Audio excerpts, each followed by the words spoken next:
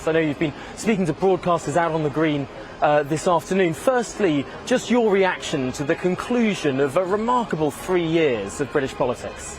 Well, I'm sad that he's going, and unfortunately, he'd lost the confidence not just of the parliamentary party, but of half of his cabinet, and he's had to go. But Boris Johnson has an extraordinary legacy, obviously delivering Brexit and winning that 80-seat majority, and then during COVID, having we were the first country in the world to have a vaccine and the fastest rollout in Europe. And then getting out of lockdown before almost any other country in the world. That was a big call that he got right, another one. And then uniting the West and standing up to Putin. So I think, this has been an extraordinary 3 years in terms of the amount of things that have been thrown at the Prime Minister. There's an awful lot that he got right, and he got the big calls right. I think that's fair to say.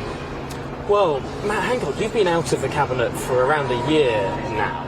Can't help but noticing you've been talking to a lot of broadcasters this afternoon here on the green, and that there's a Tory leadership contest coming up.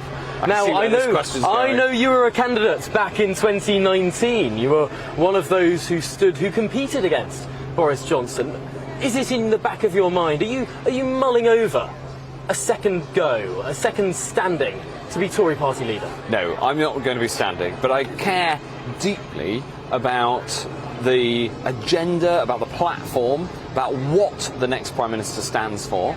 It's really important that we have a broad church Conservative movement, somebody who can attract, as Boris did, that broad support, traditional Conservative voters and new voters. And the reason this is so important is that the next election is likely about 2 years from now. We need to deliver in that time.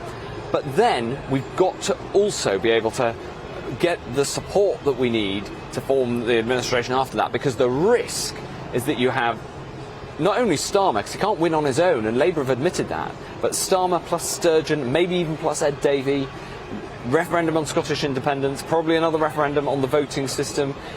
This is a very, very serious threat to the future of our country if we Conservatives don't get the right leader who can have that broad appeal to the country. It sounds like you've